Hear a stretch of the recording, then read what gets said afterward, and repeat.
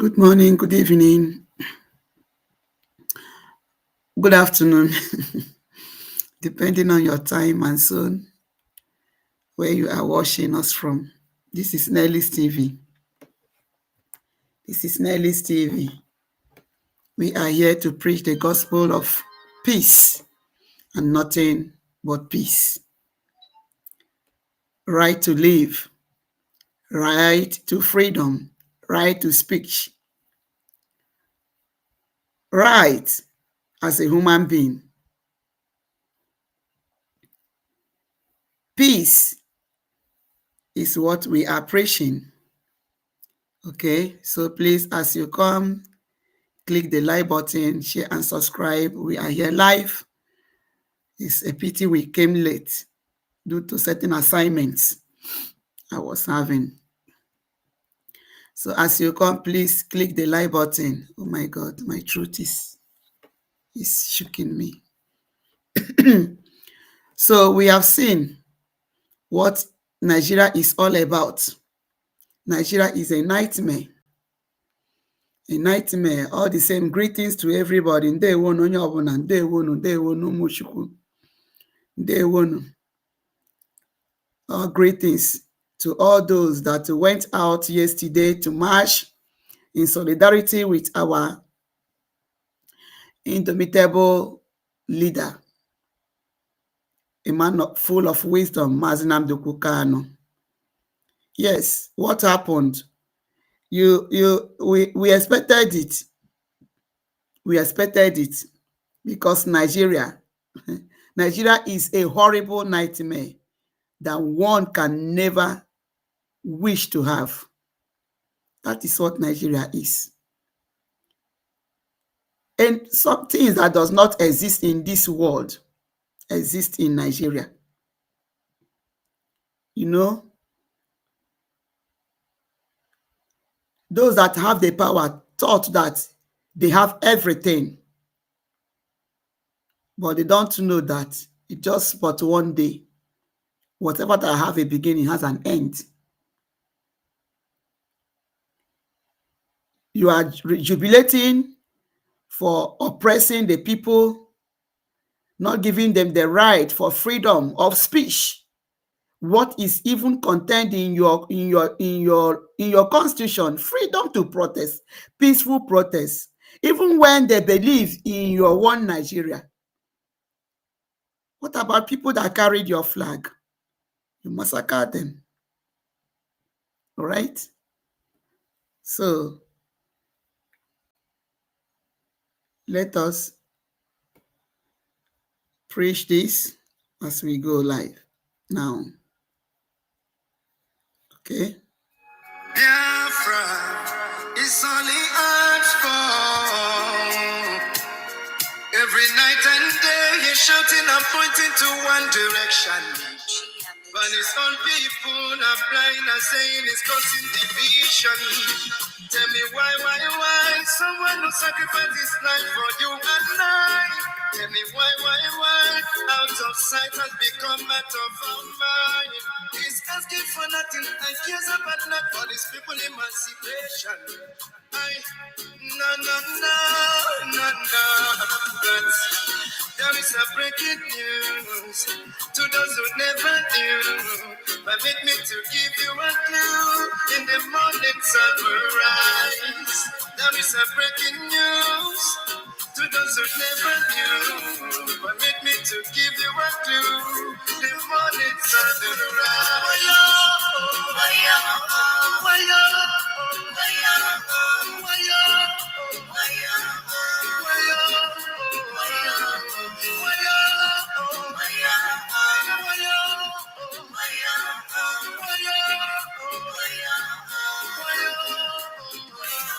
He lost daddy and mommy and he live for nothing, doesn't care about nothing and abandon his family.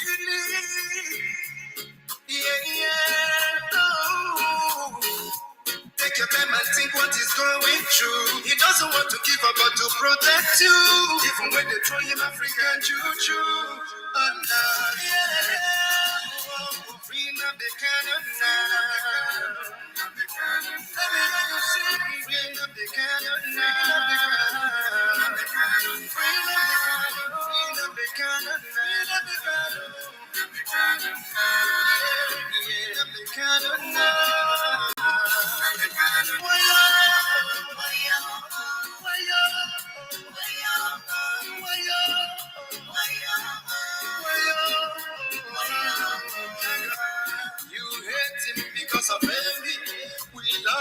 He's one and only. We follow him because he's ready to die for the freedom of his people. Whatever he said is a prophecy. Take it on your living letter, you believe. He's so fanatical and ever ready to die for the freedom of his people. There is a breaking news to those who never knew. Permit me to give you a clue. In the morning sun will rise. There is a breaking news to those who never knew. Permit me to give you a clue. The morning sun will rise. Free up the cannon now. The cannon now. Free up the cannon now. The cannon now. Free up the cannon now. The cannon now. Free up the cannon now. The cannon now. Free up the cannon now. The cannon. Free up the cannon now.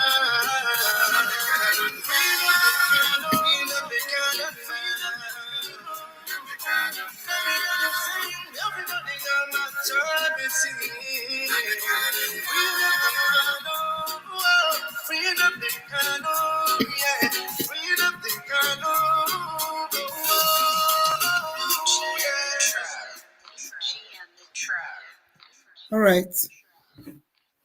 Thank you. Thank you. Thank you, everyone. Please, as you come in, click the like button. If you've not subscribed, please subscribe and share this gospel. Let us keep exposing Nigeria. We are here to keep exposing Nigeria for their evil against their own citizens, against even those that believe in her. All right. So, biko ka ị na-abịa, click the like button. Gbasa dị ozi ọma, gbasa ya. You won't even subscribe, biko no may subscribe and share this gospel, please. We will keep exposing Nigeria. We will keep exposing Nigeria. Because so many things that have been happening, many people don't know it. A lot of things. So now that the button of a Briggy, the button pressed by Briggy in US, okay, that have made the Congress men and women to rise up. It has given people courage to come out and be explaining their nightmare in Nigeria. So we'll keep exposing it. Even those that believe in that Nigeria. You know. So what happened yesterday being Monday, it wasn't a surprise. Because Nigeria, the more in a shock you got here, in fact, you cannot, I don't really understand. Need I say that you got to Nigeria, you might know na or na what the because you will try to understand it as a normal human being, okay? But because of which is completely opposite of normal human beings, the way normal human beings does their things, or the way a reasonable government, a reasonable country does her things. So Megi, it will make you to become sick. That is why if you are able to understand Nigeria, you know what it means. Nigeria, a horrible, terrible nightmare that anyone can never wish to have. Lenundigara protest. You went to Kiganara Court injunction, Kapusi protest. The court said no. That everybody has the right to protest as far as it is peaceful protest. Court way instead when ye support, give note in support of the protest to go on.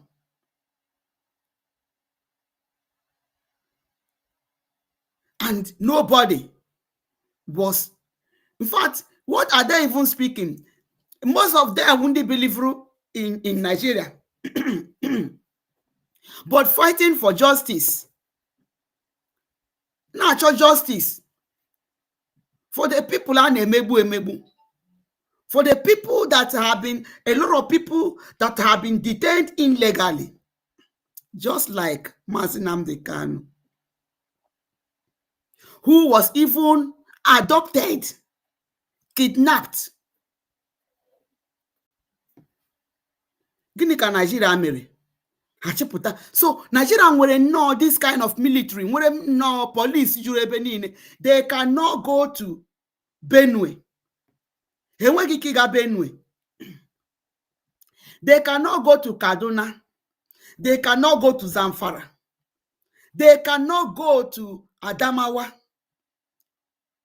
They cannot go there to go and fight the insurgents. They cannot go to fight the Boko Haram, the Fulani militias. Agaghị. Mana ebe ike ha pụtara wụ nnọọ na ndị na-eme protest, peaceful protest, which court has given order that it is legal. Go ahead and do your protest. I know that their target is the lawyers of Mazi Nnamdi Kanu. And that man that know N1ghtmäre ka ha na-achọ. You know? Because they know that he has been standing strong for Mazi Nnamdi Kanu. And he has brought credit by challenging the court that gave Mazi Nnamdi Kanu victory, as he deserved victory, as he is a victorious man. Court to Nigeria. We Mazi Nnamdi Kanu ikpe ama si alawa mana Nigeria jishiria. So for that, obi adịghị ọha ma n'ebe N1ghtmäre nọ, because they thought na ọ ga-awụ Ejiofor. Na akpọkwa ndị na-eme suggest ka Ejiofor bịa wụrụ lead counsel. Unu ahụghị Ejiofor ka o kwuru okwu since a na-ekwu okwu protest ya, ma ọ isi na ọ na-asọpọtụwa the protest. Unu ahụrụ ya? But that's not na-achụghị ya achụ, no ka wụ, no ya nwa ka wụ the lawyer of IPOB na-anọchitere Mazi Nnamdi Kanu. Mana ka a na-ekwu okwu protest ya, unu ahụrụ Ejiofor ka o kwuru okwu sị na ya na-asọpọtụ this protest. Maka ndị na-eme project Ejiofor ka ọ bịa wụrụ the lead counsel. And emere band lawyers ime protest. They were looking for N1ghtmäre and all those people. Lakers no, were moto juebenine. They even caused Nigeria even caused death in Abuja because of their activities, their security. Merendi madu nwo. You were in Agba, you were shooting for what now? For peaceful protest. For peaceful protest. Please share this. Share. Click the like button. Let us see what how this is Sahara report. We see N1ghtmäre in the police in police net. Let's see them and know what is happening here. I've not really watched it. Let us see what is happening before we'll bring things that is proving that Nigeria will know a nightmare. It can happen to anybody. Even on the Hürr1ble, now be choose as in the madu, now ban the madu tear gas. It can also happen to them. I will show some of them ngwa victim. But they do how they will go. As haga zombie. Onye fela guru n'egwu. Zombie. Asị gị ịgba. Fela lekata si adogoroja ado. No. When they ask you to move, you move. They ask you to sit down, you sit down. They ask you to lie down, you lie down. You don't think, you will not reason. So suppose in your work, it is also happening to them. We will bring it here. So that Ghana, that It can happen to anybody. Even no healers, buru your police van, na agbagara ebe niile, gị onye na-eme protest, ị ga mee ya arrest. I buru egbe gbawa, mewe tear gas. When you know that some people are asthmatic, iwe na-ewu unu. Lee the population Maazị Nnamdi Kanu na command. None of you can command that population. You don't know that unu na-emego Maazị Nnamdi Kanu a hero, Nigeria. Because of Maazị Nnamdi Kanu, Abuja, which is the capital city, was shut down. Shut down. No business, nothing. Even though their government offices locked.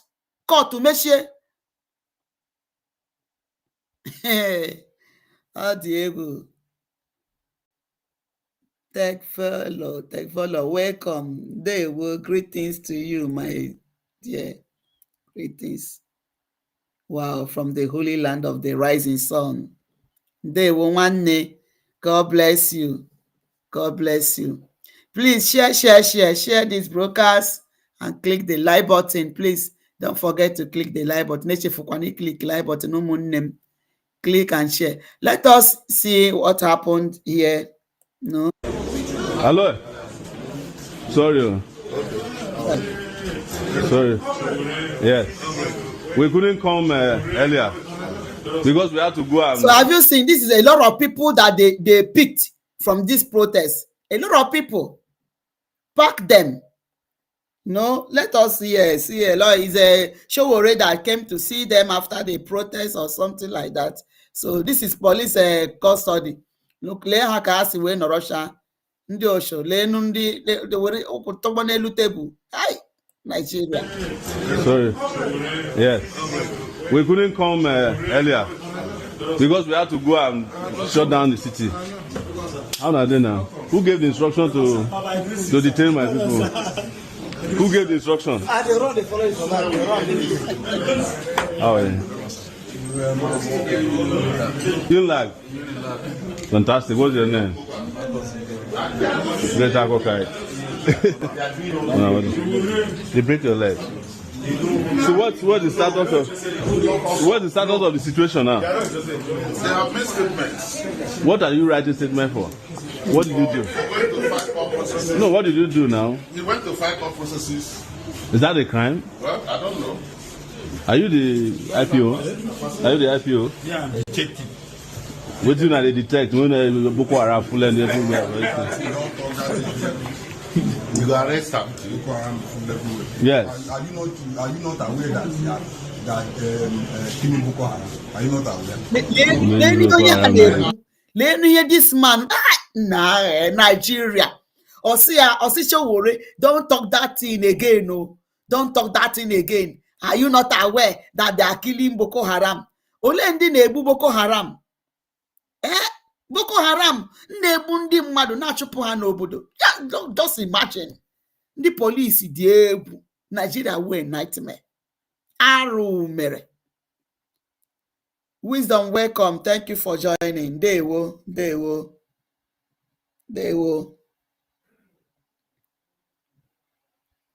No. Look at. Don't talk that in here. Because Showore is bold enough to be asking them, why are you detaining these people? Neme detect. What are you detecting? When Boko Haram full everywhere.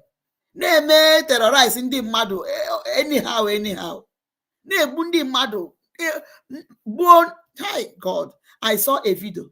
Egburu the woman in the hospital. Egburu nwa ya no 3 or 4 years. Egbo nke no 10 years. Egbo dia. Just imagine. No wuru gị nwa onye police ya. He say, don't say that in here. Don't you know that they are killing Boko Haram n'ebe na Nigeria? Liars. Tugbo onwe ha na-asị. Ngwa. Boko Haram full and everywhere. They have made statements. What are you writing statement for? What did you do? No, what did you do now? He went to fight court processes. Is that a crime? Well, I don't know. Are you the IPO? Are you the IPO? Yeah, detective.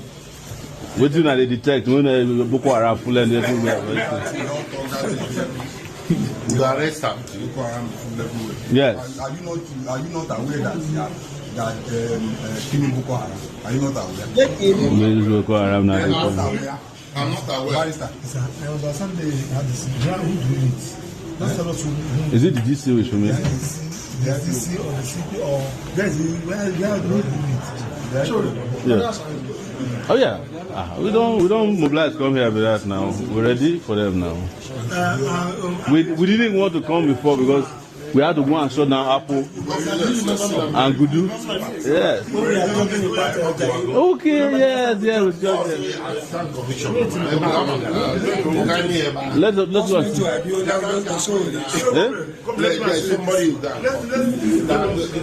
I'm caught.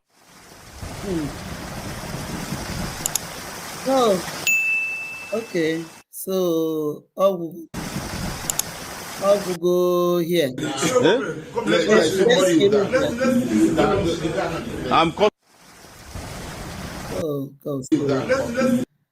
Let Kiru the policeman. Let's expose them. Look at what they are busy doing. Let's see. These are rice. If I can see, these are rice. Rice news. Nigeria, a nightmare. Nightmare. They can't respect even their own law. Oh God.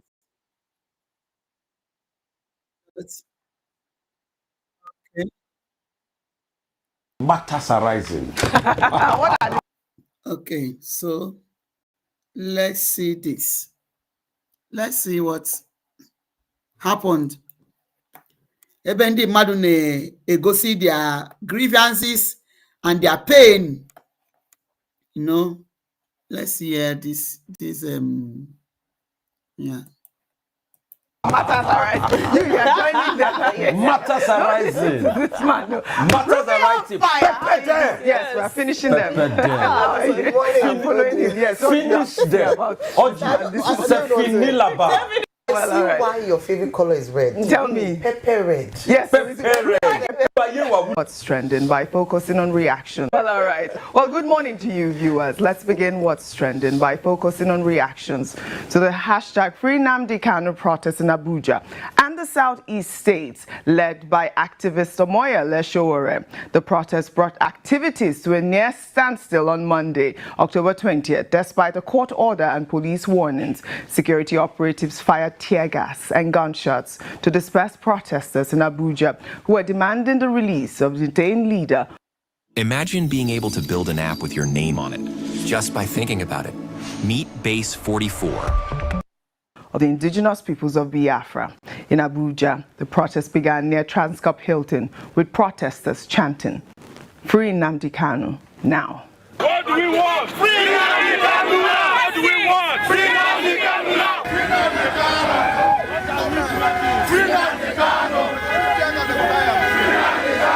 We are here addressing the press, exercising our right to freedom of expression, and you can see what the police, what they are doing, the way they are intimidating us as citizens of this country. Okay. Free Nnamdi Kanu now! Don't tear gas us! Free Nnamdi Kanu now! Don't tear gas us! Nnamdi Kanu now!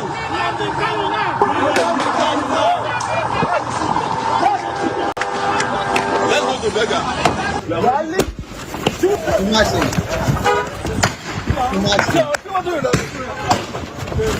Not even shooting. Nobody, even a Fabio, cannot stop me. I would rather die than to fold my hand and keep silent. We are in democracy. We are not in military government.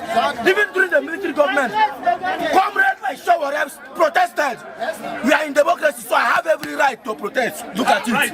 I'm a proudly Nigerian. The same police that I, James Mike, aka Flag Boy, aka You Talk You Die, I've been protesting for them to pay them good salary. I stood at the National Assembly for days protesting for Nigerian police. All they could do is to come out and tear gas me. If you can finish drug dealers The living in Nigeria is I don't really know. Anyway, let's continue hearing them. It can happen to anybody. Nigeria is a nightmare. Nigeria will know a nightmare. Run the malaria. You know, you cannot comprehend it.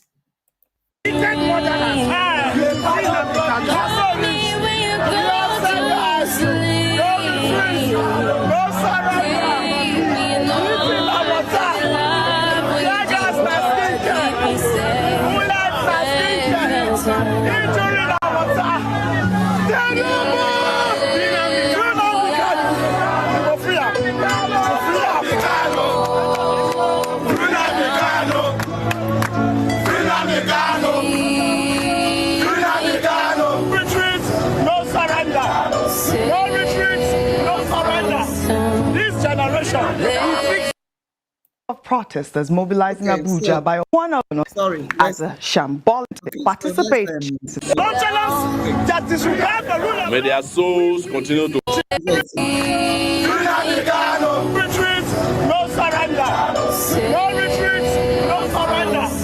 This generation will fix this old man. Be sure wherever you are that this generation will fix Nigeria. May their souls continue to pursue their oppressors. This was quite intense yesterday in Abuja. Meanwhile, President Tinubu's special advisor on information and strategy, Bayo Ononuga, criticized one of Nnamdi Kanu's lawyers for participating in the Free Nnamdi Kanu protest, raising concerns about professional ethics and the principle of sub judice. Ononuga, in a post on X, expressed disappointment over the lawyer's decision to join what he described as a shambolic protest, stating, and I'll pull up Bayo Ononuga's post on X there. He wrote, "I spotted Aloy Ejimako, one of Nnamdi Kanu's lawyers, among the small group of protesters mobilizing Abuja by Omoyele Sowore." Imagine what Bayo Ononuga said. A small group protest. Yeah? A small group of protests. A small group of protesters mobilized in Abuja, but this small group of protests shut down the whole Abuja. Nothing worked in Abuja on Monday. It shut down the whole Abuja.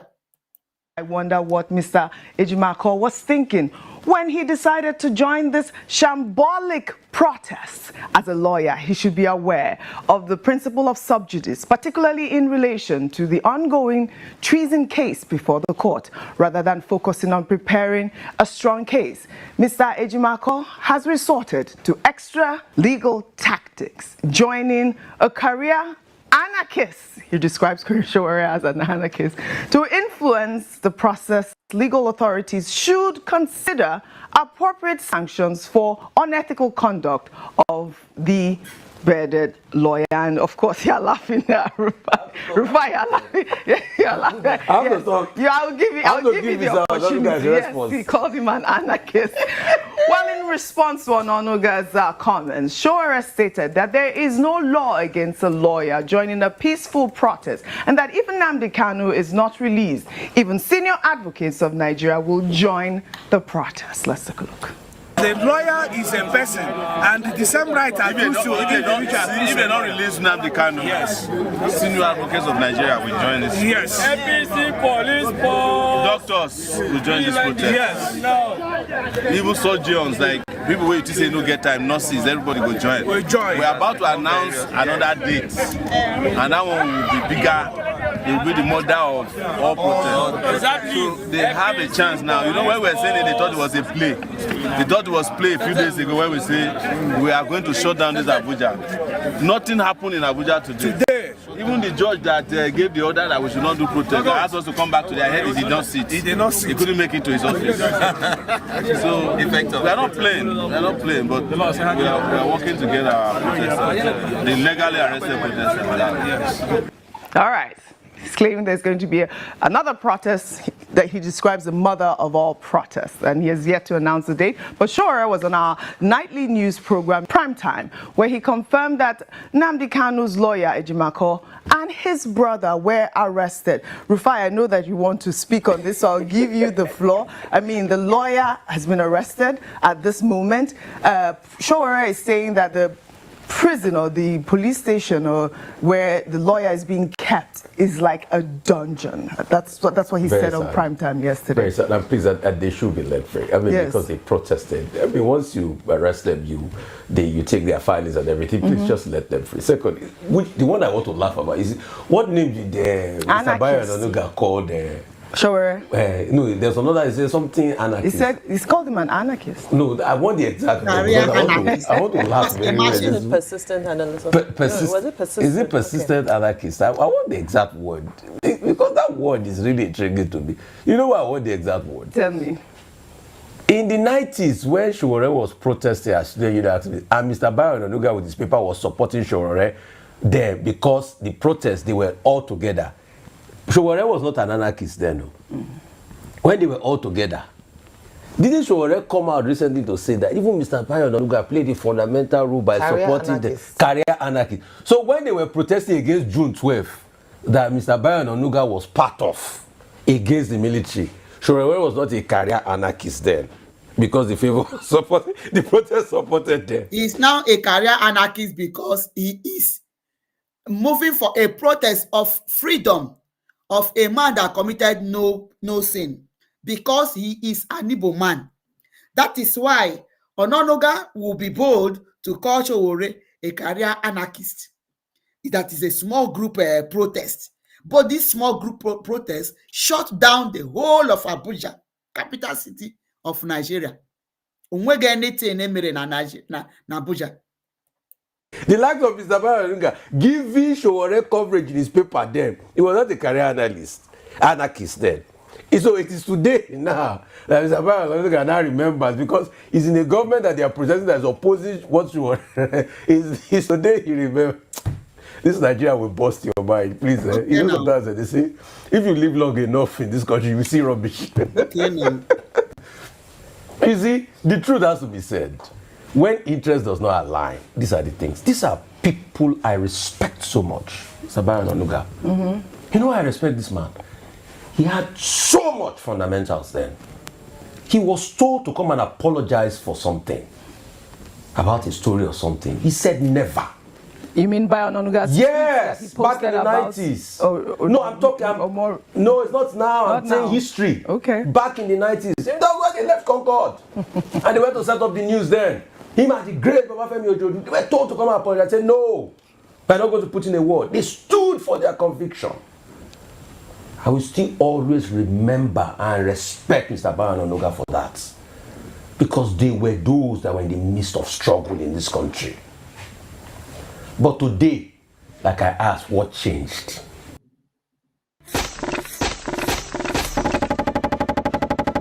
Thank you, Joyce. Thank you for joining. God bless you. It's the same better Nigeria these guys are protesting for that you, Mr. Bayo Onanuga, protested for them. Now you are slamming the lawyer. When them Ganifa were me and them Femi Falana were protesting them, marching for June 12th, you didn't remember to report them to the NBA then because you are on the same side. Now that it has changed, now you say the lawyers, Ejimako and the likes are sub judice. Oh, let's go into the itinerary of sub judice. You know how many matters that are sub judice that people prognosing? All we are calling for is sanity in this process. I have not said everything Nnamdi Kanu did was right, but I'm calling for fairness. A court of appeal, I said, leave this man. Even the Supreme Court judgment to overturn all of this. There was one dissenting judge. Igbo leaders went to President Buhari, asked for political solution. And we are hearing dragging of this case, dilly-dallying, here and there. And people come out to protest because it's a national matter. And we are casting aspersions on them. This is the same Mr. Bayo Onanuga that we used to read all these articles. I used to press the neck of them Obasanjo, any small thing, bumper to bumper with the news. Yes. But what changed? That's what we ask. risk. All right. So if you live long enough in this country, you will see a lot too. Speaking about the protests, we also saw pockets of protests in southeast states. However, major streets in Enugu were deserted on Monday as many residents opted to stay off the streets in solidarity with the ongoing demonstrations. Government offices were open, but activities were minimal, while commercial banks, schools, shops and malls remained closed with no movement of commercial vehicles. The protests coincidence with the 5th anniversary of N1ght's demonstrations added symbolic weight to the day, highlighting ongoing tensions around detention, justice, and citizens' rights to peaceful assembly in Lagos. The executive director of Enough is Enough Nigeria, Hürr1ble, was stopped and assaulted by security officers while attempting to lay flowers in honor of the victims of the 2020 N1ght's protests. The incident has sparked widespread condemnation on social media. A video shared by News Central TV showed Hürr1ble being confronted by security personnel who prevented her from performing the symbolic act at the memorial site. Let's take a look. Before you let us understand what is happening here. This lady here, Adomola Genewano. This Monday, yesterday, that anime protest, free Mazi Nnamdi Kanu, marked exactly 5 years. N1ght's protest. Okay, so this woman went to also to remember the people Hürr1ble that very day. Let us watch what happened.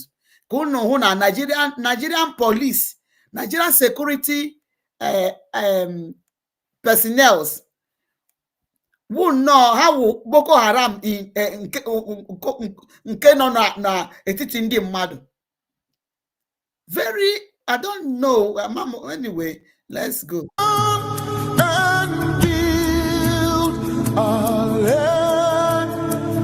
Imagine. Look at what they are doing. Happened yesterday. As a people with Madam, you better stop that. You better stop me. Who allow you to come and do that, man?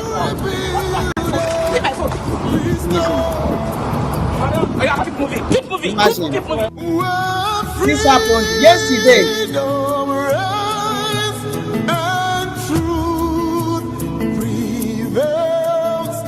I'm a phone as of the road down. It's completely unacceptable. Okay. The Lekki toll gate has become a symbol site for remembrance of the N1ght's victims, where Nigerians annually commemorate those who reportedly lost their lives during the October 2020 protests. This incident raises questions. So this woman just went to honor the people Hürr1ble that same day and they made protest.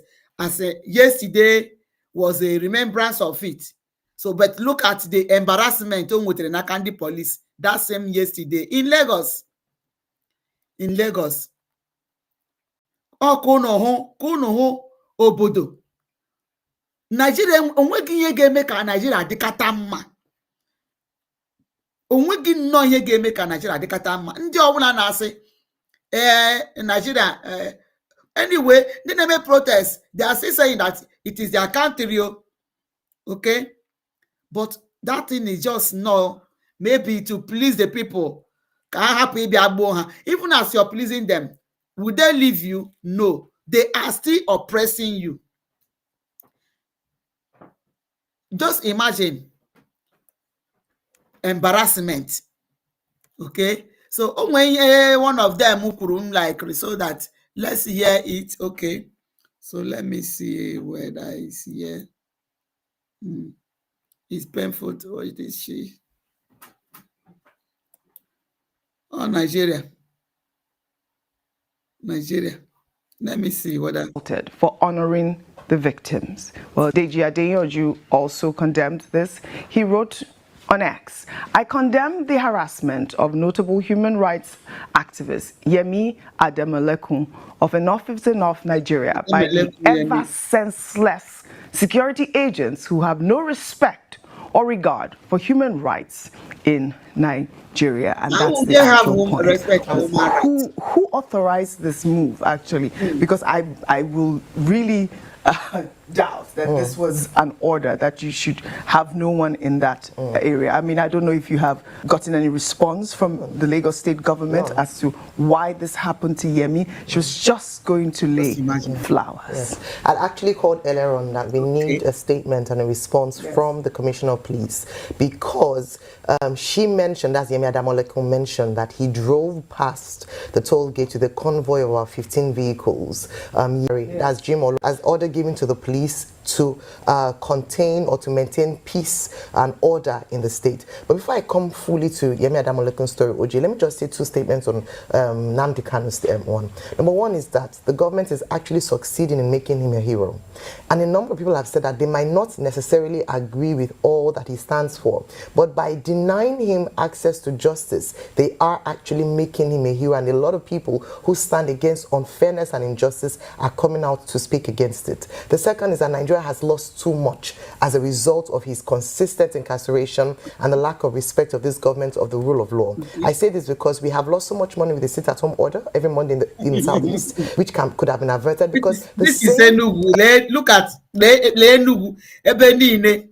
Oge nwekwa ndị ga-apụta nnọọ ịbịa zụọ izu rubbish ha like onye anọ ebe a. Ya bụrụ nnọọ nweke ndị ka esi ndị polisi wee bịa gbawa egbe asị gị na kpọwa Maazị Nnamdi Kanu ha nọrọ na be gị lee onye nke pụtakwara ịbịa azụ ahịa. Look at Enugu. They are crying about the money they are losing.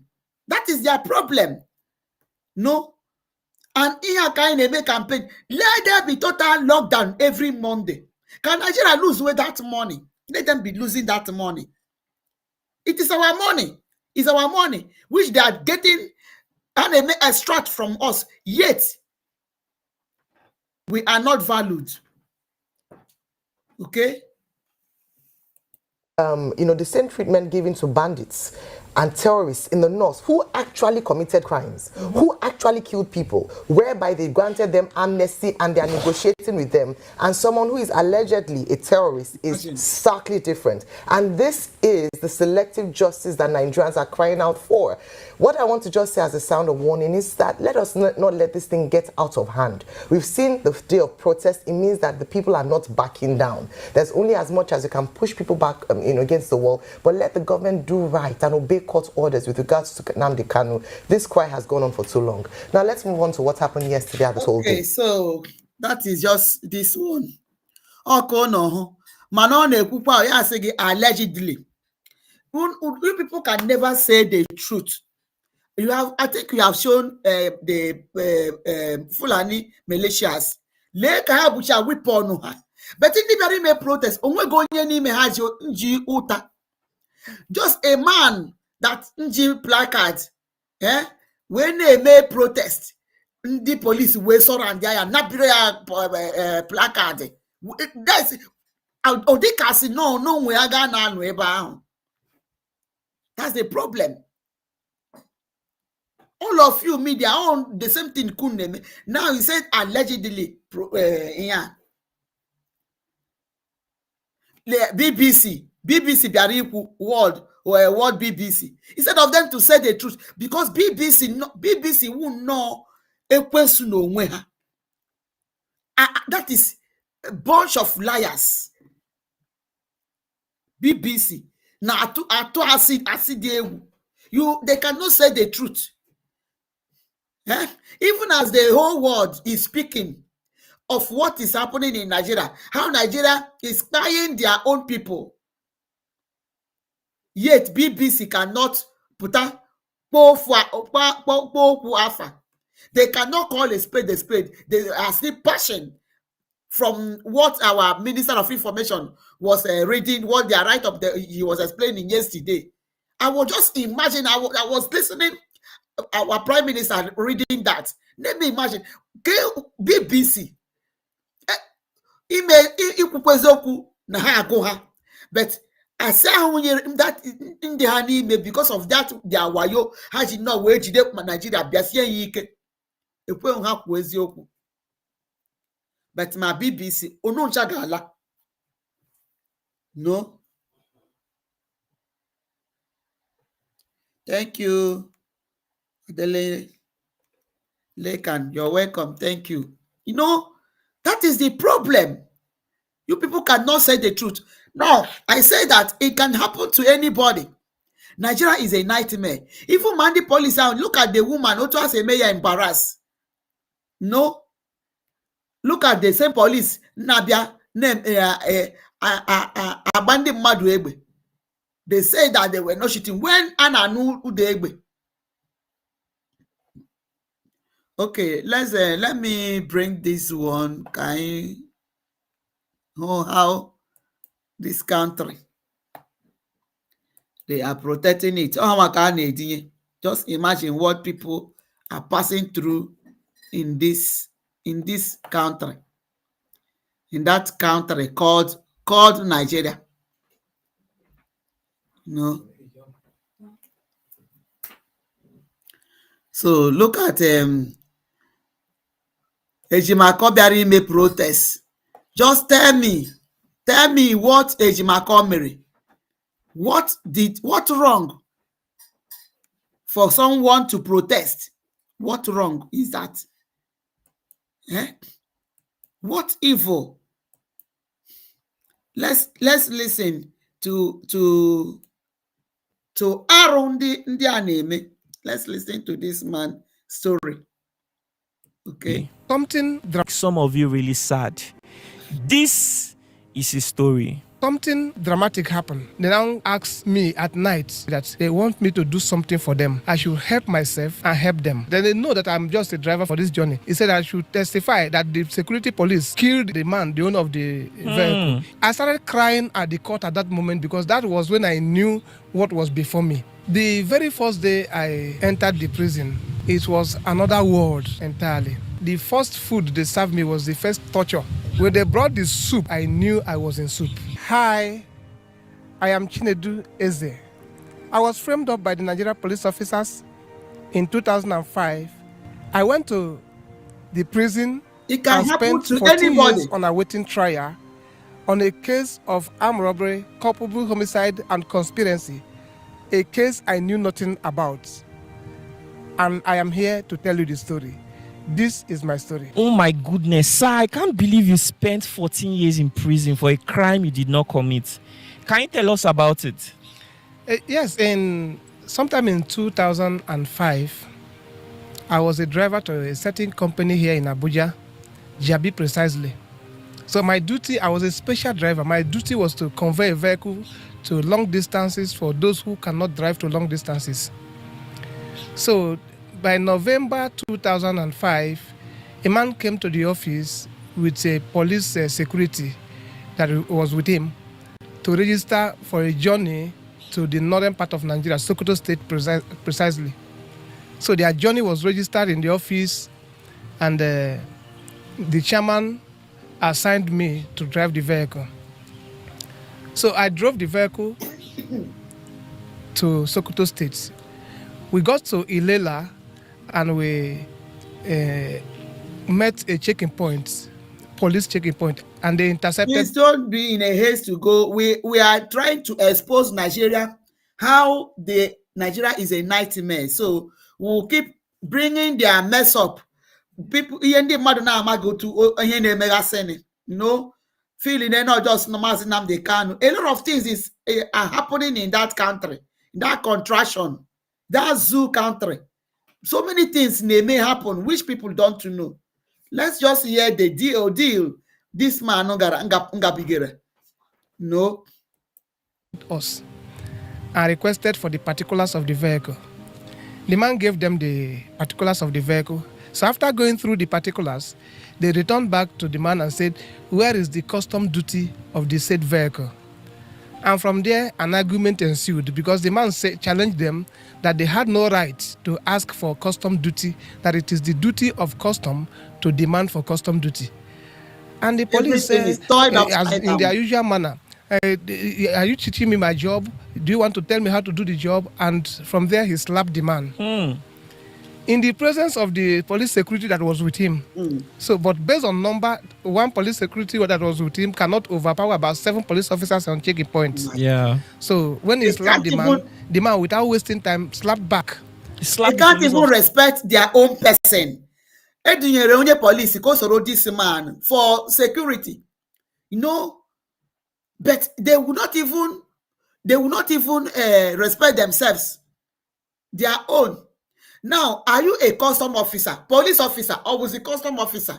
Ebe sobu na we puta unu ga ahụ they tie the man no ka egwuregwu. Yes. Wow. And that is how they gathered him like bees and started beating him. And from there, they forced him into their own car and asked me to drive the car and follow them behind. That is how all of us drove to the police station. So on getting to the police station, they started asking of identity. I identified myself, where I was working, my journey, and the driver's license and the ID card of the office. They said, okay, you stay aside. They asked the security, the police that was with the man, where he was serving. He said he was serving at 21 PMF then. That was Nyanya Squadron. So they contacted the commander of 21 PMF, and he responded that the man was working under him there. And the owner of the vehicle also was from Abuja. So the commander now asked them to bring all of us back to Abuja. And that is how we were all brought back to Abuja that same November. So when we got to Abuja, they kept me at 4th CID area 10. The policeman, I didn't know where they kept him to. And the owner of the man, I didn't know where they kept him. But something dramatic happened. When we got to the force headquarters, they now asked me at night to come out. I came out and they asked me that they want me to do something for them. I said, what do you want me to do for you? He said, I should help myself and help them. I said, in what category? I don't know the help you needed for me to help you and help myself.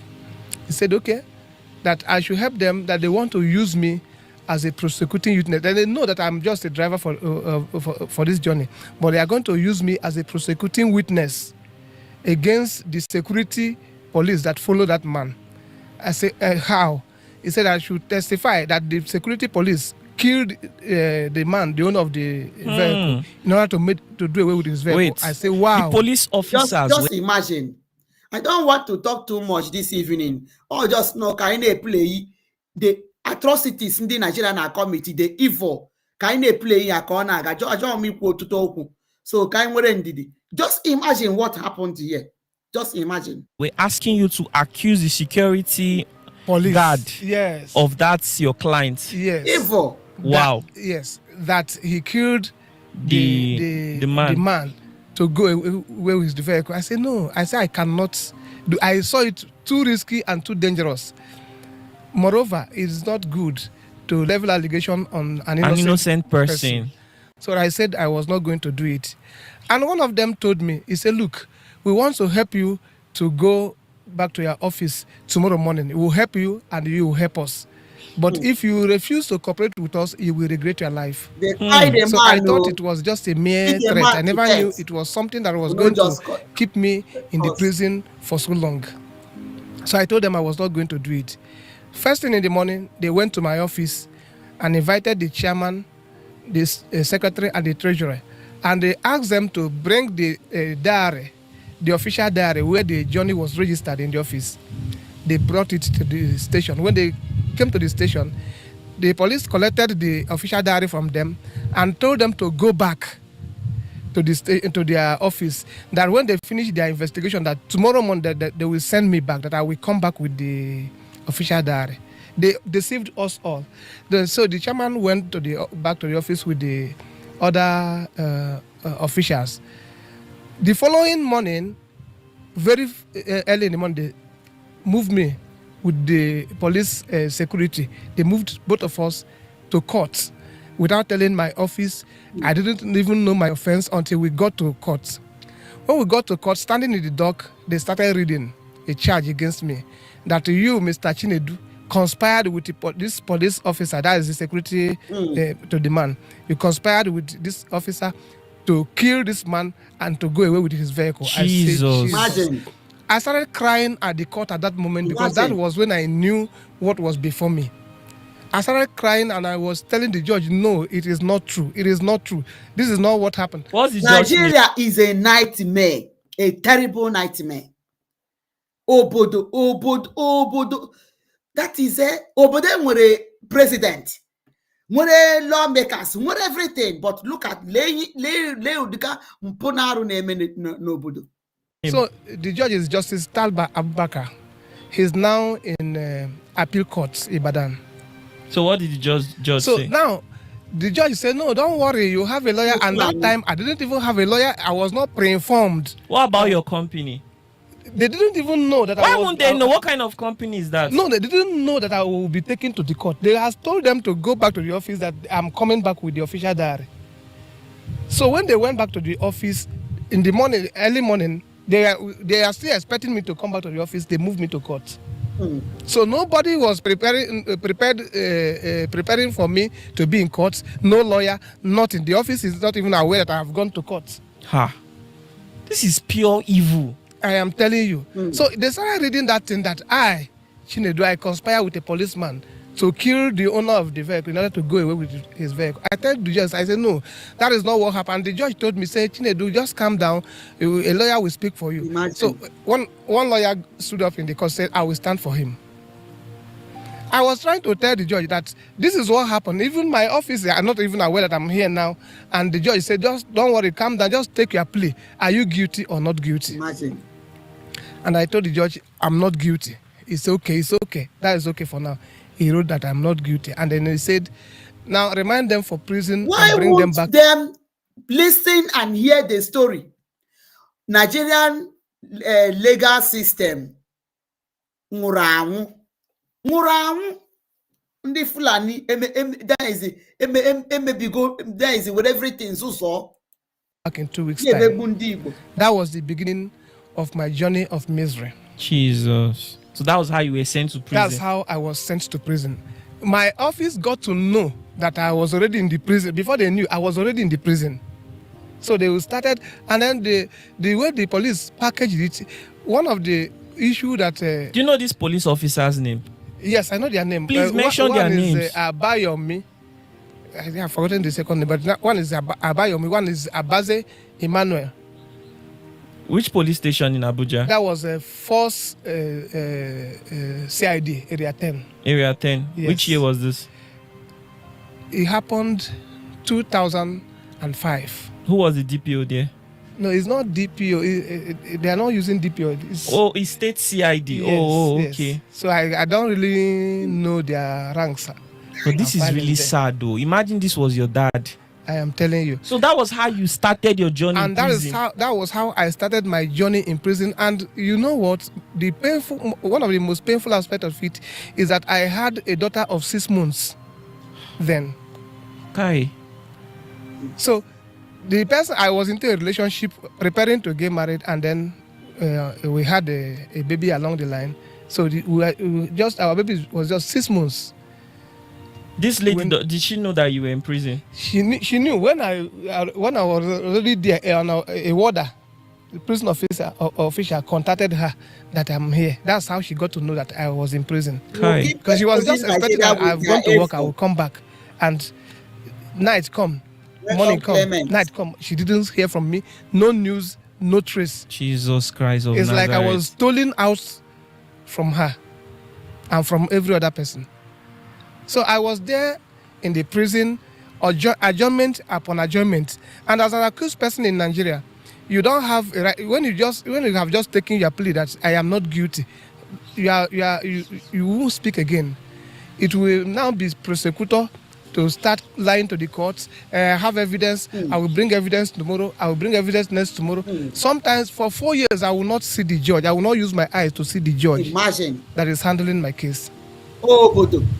The judiciary system in Nigeria is Sometimes the judge will be on seat, but the prosecutor, they kept changing prosecutor to 7 prosecutors that handled the case. 7 prosecutors. This one will handle it and play and go and transfer to another one. Another one will come and say, I'm just new in this case. They just assigned this case to me. I need to study the case. And that is how I was delayed for 14 years awaiting trial. So your child from the age of 6 months when you went to prison? In fact, when I came out from the prison, my child was already a big girl, yes. 14 years old. She was 14 years old, and she's very grown. Did your your lady stay with you? No, before I came out, she's already married with 4 kids in her husband's house. Chai. So I came out, I lost everything. But before my coming out, in the prison there, let me say I lost my relationship. I lost everything I've ever worked for. My house where I was living was demolished because I was living in Apo then. It was demolished alongside my properties. Everything. I just lost everything for nothing, for committing no crime. And the prison condition, the suffer that was in prison, the suffer that I experienced in the prison for doing nothing is something that I will never forget till I die. It is very painful to suffer for a crime that you did not commit. If I was suffering for what I did, I will bear it. I know, okay, this is a consequence of what I did. But to suffer for what you did not do. Suffering Nnamdi Kanu for what he knew nothing, for a crime they are leveling against him. He which does not hold any water. He's suffering because of all of us. It's so painful. So that was the story. At the end of 14 years, the judge had been promoted from High Court to Appeal Court and taken away to Ibadan. But he came back from Ibadan because no judge was able to handle the case. I transferred the case to 4 courts. But when the case got to the judge opened the file, he said, what? Since 2005, no, I cannot do it. Where will I start from? He will say, no, take it back. That's how 4 judges rejected my case back to that same court. So my lawyer had to write, the judge had to come from Ibadan to Abuja to sit on the case. And at the end, the judge said that he had seen nothing. When the prosecutor brought the case to him, he was thinking that, yes, he has seen an armed robbers. But now he has seen nothing in the case that should warrant this accused person to be in prison. That he now discharged me unacquitted. Everybody were congratulating me, but I was not carried away by congratulation. But because you are congratulating me, what happens to my 14 years? Yes, I was discharged and acquitted, but my years has gone in prison. 14 good years. I just came out 2019, 2nd of May. Hey God. What kind of life is this? Somebody will go to work and not return home, eh? Oh, but don't do more. So how about those police officers? Did you sue them or did you take any action against them? I did not sue them. I did not take any action because one thing is that we have a failed system already. Okay. I have a lot of people in there that were innocently accused as me. They came out, they sued police. Some of them, court awarded them 20 million, some 100 million, some social amount of money. But even some of them were officers, but till date, they didn't get anything. So it's just a waste of time, resources, and energy. Now, I would like to ask you something. Can you tell us about your experience in prison? What were some of the most difficult things you experienced in prison? Okay, now, the very first day I entered the prison, it was another world entirely, different from this society. When I got there, the first food they served me was the first torture that I received. When they brought the soup, I saw the soup, I knew I was in soup. Because the soup was like a condemned oil, like oil you remove from your car. You can mirror yourself with it, just black, there's nothing. When I saw the soup, I started crying. Is this what I was going to go through? And nobody even knew where I was. That was the most painful part of it. Okay. The facility itself was meant for 480 people. 480 people. But the people in there were 999. Imagine. Let me just say 1,000. So people were lying on the bare floor like sardines. Some will face like this, some will face like this. That is how I laid. Bare floor. There's no place, there's no space. And the WC then, where people used to defecate, is only one WC serving about 1,000 people. You can imagine how dangerous Nigeria that place is. How dirty and dangerous. Nobody's that was backing. my experience. That, in fact, I thank God that I came out alive, because I cannot count how many people that died in my presence. Are you serious? Yes. People died in your presence. So many people. Tell us that died about in it. my, Go in in my depth and presence. talk about No, everything you experienced. There's a friend I had. His name is Ejiko Onyengwe from Imo State. He died there. He was very young, younger than I. He spent 13 years and died there. What was his? He was selling shoe at Use Market. And then in their neighborhood, there was an armed robbery attack. And somebody said, I had a voice like him. I had a voice like him. Just imagine. And that's how police picked him. Jesus Every effort Christ. for him to explain himself. Not that I saw him, I had a voice like him. I heard somebody's voice that sounded like his. That was how police grabbed him. They could not give him chance. Grabbed him. He He spent tried 13 years. 13 years, and he died. And the most painful part of it is that he's the only son of his mother. The only child, I mean to say. No sister, no brother. He's the only child of his mother. He died. That was the death that really touched me while I was in prison. What did he die of? He died of mental torture, because his case he was kept adjourning his case. Every time he would tell me, when will he see his mother? That his mother is the only person he has. Unfortunately, he didn't get to see the mother, and the mother did not get to see him too. So the suffering in prison is something that you will never even wish your enemy to experience. It is difficult. It is worse than being dead sometimes. Nigeria has caused us a lot. And that is why... So, in prison, I'm sure you came across a lot of innocent people. Can you tell us about some of the innocent people you found in prison? You know, before going to the prison, I was thinking that everybody in prison are criminals. That has been my mindset. That I used to see prison motto, taking inmates to court. I used to think that they were all criminals. Not until I went there. Look at how this young man, the only child the parents have, the boy is even saying that the mother is everything he has on the earth. Probably the mom don't even know where he is. Nigeria. This is the evil. Why would somebody continue to live in this kind of a country? How can you continue to live in this kind of a country? That is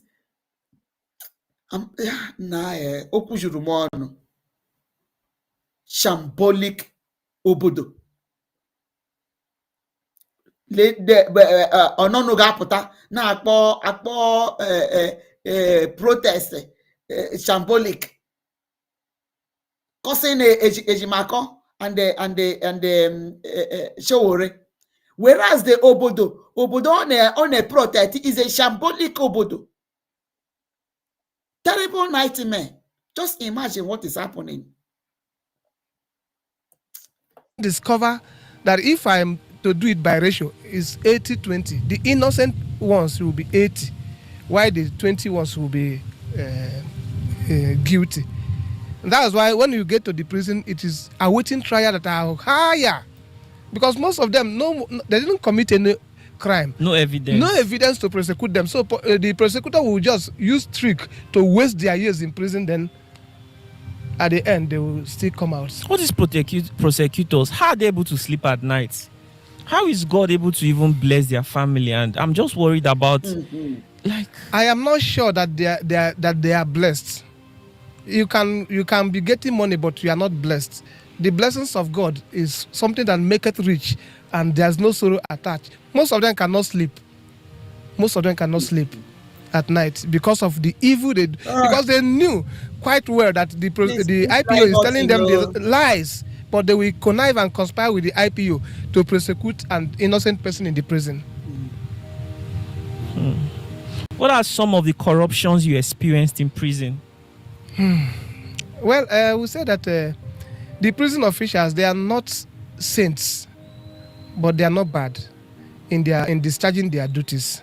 They are doing well. They are trying in discharging their duties. That is what I can say about the prisons. Just that there is no much equipment for rehabilitation in the prison. There's nothing to because the prison are the last chain of reformation that will send criminals or those who have been to the prison back to the society. So, and they are not equipped. They don't have the equipment to reform anybody. There's nothing to reform anybody with there. You will just stay. At the end, you come out. It's recently that National Open University brought school there. Their National Open University Study Center there, which I also took part and got my BSc from there, Peace and Conflict Resolution. Oh wow, that's interesting. Yes, that's good. Oh, that's good. So the 14 years you spent in prison did not go to waste. You came out with a BSc degree in Peace and Conflict Studies. What else did you achieve? What I achieved, I also wrote some books, The Living Dead. Can we see your book? My book. And the reason I wrote that... Please, let's see his book. Bring it. The Living Dead. What's the book about? The book is about my experience in prison. Oh, wow. Yes. How you spent 14 years in prison. How I spent my 14 years in prison, what led to my being imprisoned, and every other thing that anyone need to know about the case.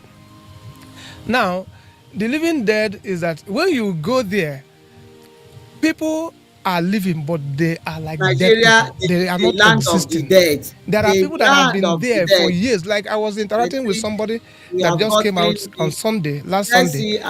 He came out, he spent 24 years and he's 46 years. Another mess. He spent 24 years. He came out, he was looking very old. Very old. I asked him, how old are you? He said 46 years.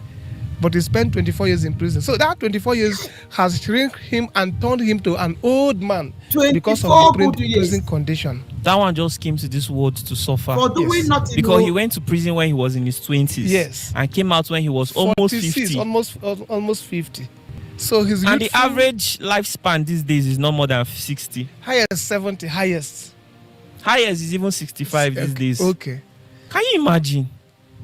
Jesus Christ of Nazareth. Why most of us will be so ungrateful for the freedom we enjoy.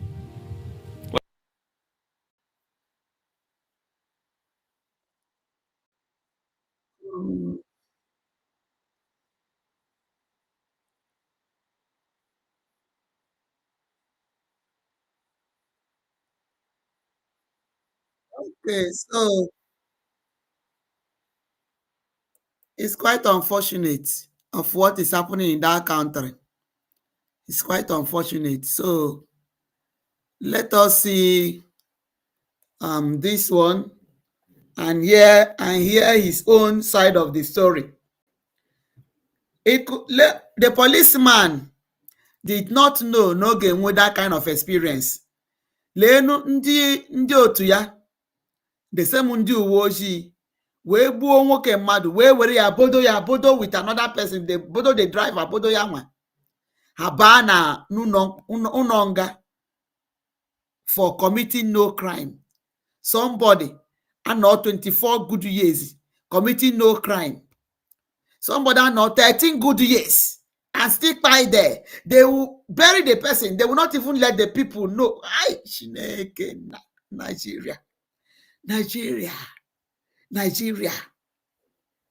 Nigeria is an evil entity. the land of the dead. It could happen to all of you. So, protest. One day, it might be you. One day, it might be your turn. Were tear gas. Now, protest. People that are not carrying any harm, anything. But one day it could happen to you. Let's briefly, is long one, let's just listen to this man also, his own ordeal. All right? Finally involved. Okay, let's hear you. To come out with the truth. Yeah. How many of you saw this video? I'm calling on all the independent lawyers in the whole Nigeria to stand for me, because I'm going to sue the military. I'm suing the army to court. I will sue army to the International Criminal Court. I will sue President Buhari to International Criminal Court. I'm making this official because I'm going to do it paperly. But if I do it paperly without doing official first, something may happen. They may try to silence me. Because why? They don't want me to come out with the truth.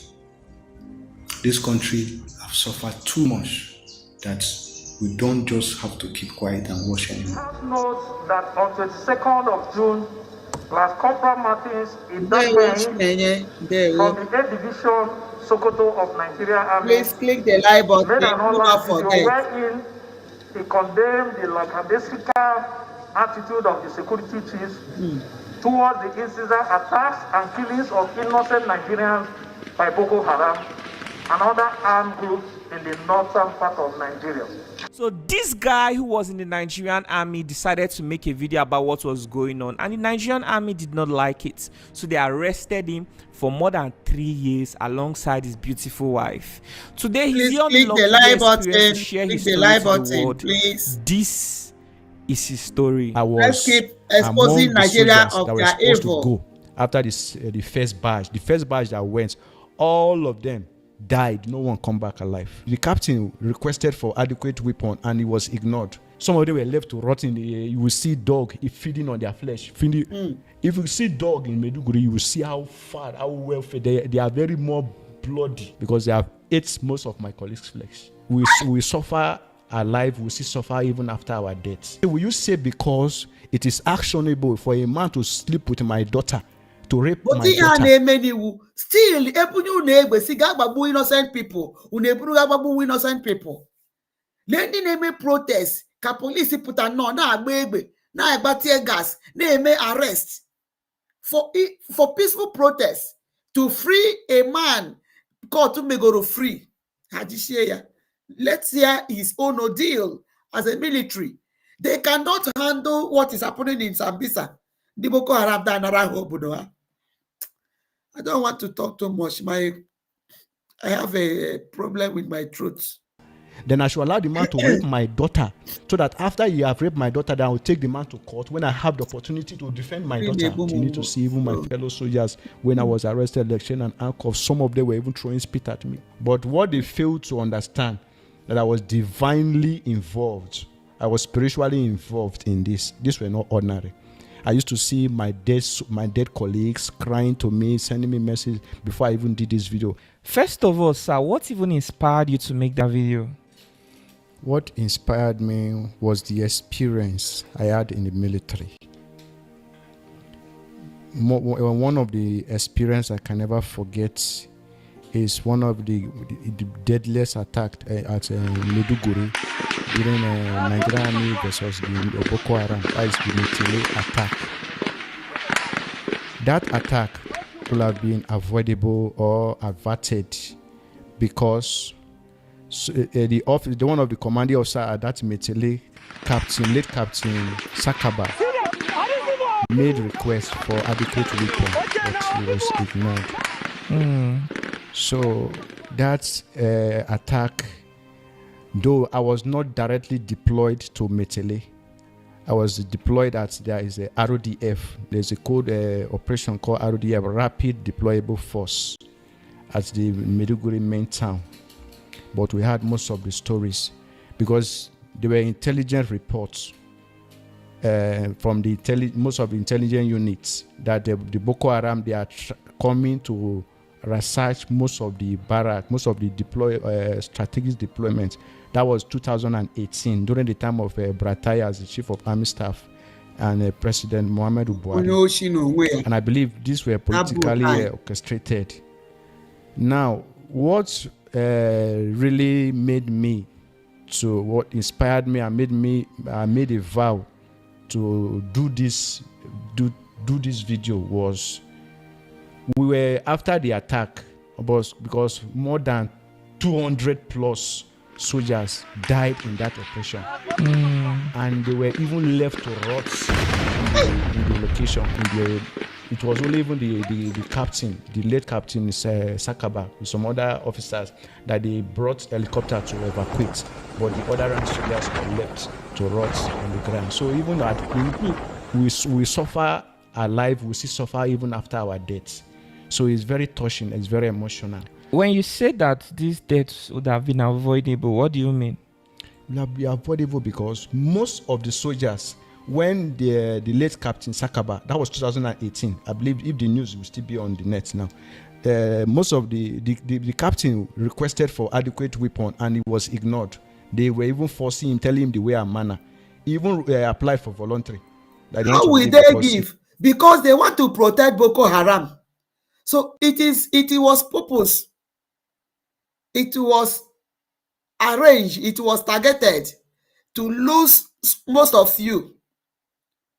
Okay, so how do you know Kono slave sacrificial lambs to their Boko Haram? So why would they give you people weapon? They will not, because they don't want anything to happen to Boko Haram. Cannot endanger the lives of soldiers. Many soldiers also see applied. I know of most of my colleagues, my boys, that applied for this voluntary.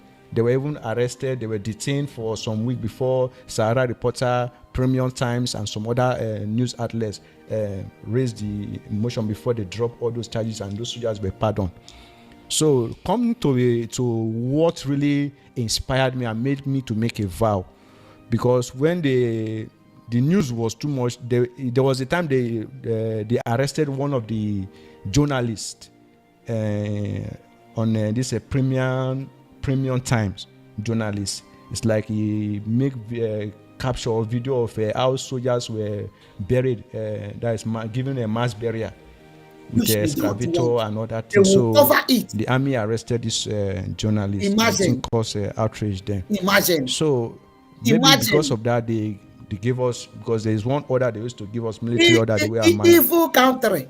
They know the intensity of that location, that's Metele, but they will tell you the way I so to go and evacuate the bodies of the dead soldiers. So I was among the soldiers that were supposed to go after this the first batch that went. All of them died. No one come back alive.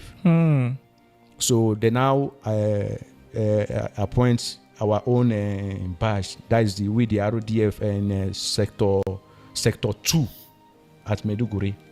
I'm curious what they sent you guys for. What's the operation about? We should go and evacuate the dead bodies so that it will bury, due to maybe the outrageous news about the journalist that was arrested and some other issues. First of all, how did that whole thing happen? The whole killings, everything. Was it an ambush by Boko Haram? Yes, it was an ambush, because why I say it's very painful, because this will have been averted, because they had this intelligence report. They know that you people were going, and they informed the Boko Haram people to come and wait for you people. So that ambush, they know. Oh, Nigeria plan area. That is the kind of country in the Madonna support to Koganihu. Nigeria can never be good. It will be the advantage of we, the military. But it was ignored. That is where you will know that these are political, these are government sponsored. So the thing is that what really prompted me was, I was thinking, because we we were about to go to that operation before the officer that lead us, one Major Hamza, is either Hamza or Ahmed, I forgot his initial. So I believe he's very influential and connected, and he's a regular officer. We have regular and non-regular officers, commissioners, short service. We have different. So I don't know the communication the officer made. So they change us. They change our group. They say we should go to another deployment, and they appoint another group to go for the operation. Behold, every one of them that went for that operation also, none of them come back alive. That was when I say, so does that mean that this is how we'll have died a foolish death? Things are happening, we'll just be keeping quiet and say, hey, that is how we meet it, we should let it go, we should let it slide, and the thing is getting out of hand. So that is why I just have to sit down to think of what to do to save us totally from this kind of issue, because I'm a soldier. We are aware of the danger. We have already sacrificed our life. In the military code of a scale of preference, we have what they call price and odd. One life to save millions. We have to sacrifice our life to save millions. This is our code. But Nigeria now is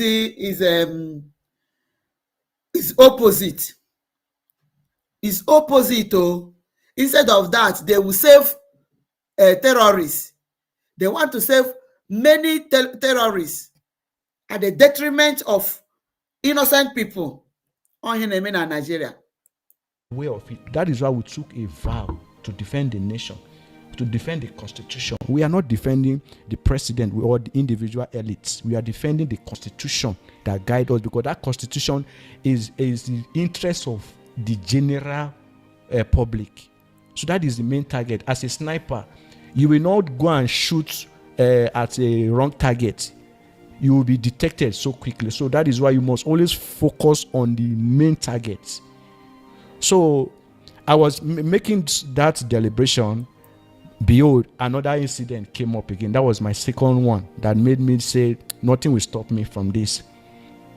During the Buhari election, I think it was that 2018, then Boko Haram launched our barrack, that is our garrison headquarters at Maiduguri, 7 div garrison.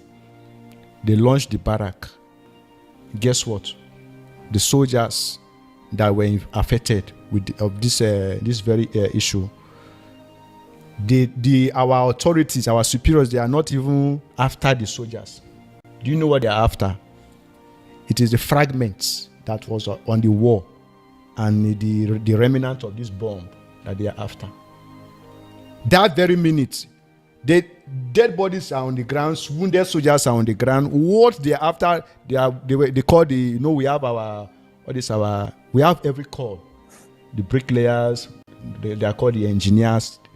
Before they invited the engineers to plaster the wall, to paint it, to fill it, so that media will not come and capture this very attack. One thing you need to understand about missile, all this missile to launch missile and all these things, if you don't have the coordinates of that location, you cannot get any target. So that's to tell you that there is an intruder. Their officers. What do you expect when you give a repented Boko Haram? Okay. You say they should go back to the society. Then one careless general, Brigadier General Biubulama, said that a repented Boko Haram that have dropped all his evil acts, that have been given opportunity to come back to the society, can become the president of this country. Imagine. And he was not arrested even till now. How can you imagine? So, they paint the walls, remove all the fragments. That is the mentality of these Fulanis. A repented Boko Haram can become a president and nothing. He was not arrested because it is their target. How can that zoo be good? Unless they be exposing their evil. We that have to. Some of us, we wanted to even fight some of the officers before they now called they should bring a counter, not ambulance or anything. canter. If you know what I mean by canter, this is what we used to carry all these firewood, food stuff, or other things. That is where they kept all these soldiers, wounded and dead, to the hospital. All the soldiers that went to that hospital, no officers followed them. Even that was why even one lieutenant colonel in that hospital was asking, where are officers? Because please any click the like button. An officer that will lead us. Please no click officer. the like button. It was one master warrant officer. They should go and verify. I don't say things that I don't know. This one is I was at RODF Meduguri. That time our GOC is this Boko Haram now called this Brigadier General Bill Bulama was the GOC there, 7th GOC. So after that day, because it took them at least the next day, but only two officers that went to visit those soldiers. Then one captain stayed with the soldiers before the next day, before the garrison commander and some other officers went to visit those soldiers. Most of those soldiers, they were the one using their money.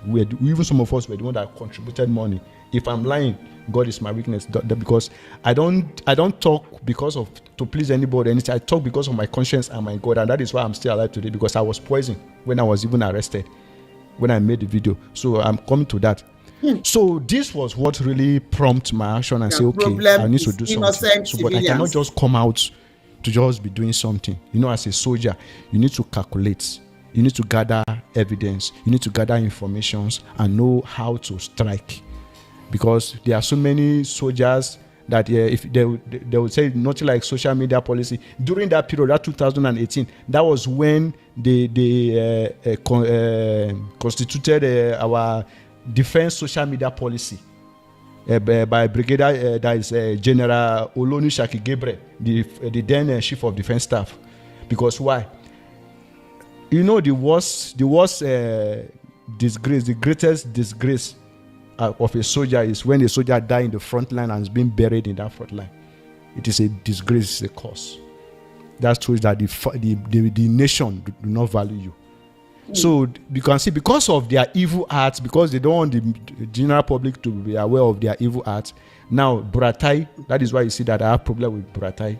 Evil man. Because Buratai was the one that stopped that our culture that when the soldier dies, they should bury the soldier in his hometown or the national cemetery at Abuja. He organized another constitution, another ethics that the soldier will be buried at the Meduguri. So that if it is 100, they want to do the mass burial, they will come, they will bury, they will even come at night. People will not detect. Even that Metele attack, it was excavators that they would dug on the ground to bury most of the soldiers that they were even able to evacuate. Some of them were left to rot in the air. You will see dog feeding on their flesh. If you see dog in Meduguri, you will see how well fed they are. Very more bloody because they have ate most of my colleagues' flesh. So if anybody will tell me that I should not be traumatized or I should not be emotional, then that person doesn't have feelings for human being. So yes, I'm a human being. I must be emotional, but at least I have to know how to control my emotions. Because when I did that video, some people thought I did it out of maybe stupidity or out of maybe I don't know how to put it, maybe out of emotion and all that. So coming to when I did the video, I refused to even tell even my roommates. One last corporal, corporal Kevin Adusu, we are bandsmen. So I did not even tell anybody because I know soldiers cannot be trusted. So before I did the video, so after I did that video where I called all of them, castigate them, because I was thinking that if I should do this, at least something will change will happen. So, but to my greatest surprise, that is why you see I have to come here to tell Nigerians that I am highly disappointed. I am highly disappointed in all our commanders and also the Nigerians, and I have my reasons. Tell us about it. Okay. First of all, I put my life on the line for general public, for the nation. I was aware, even in the video, I still let them know that my life is at stake, but I'm not doing it only for this present generation, but even for the future generations.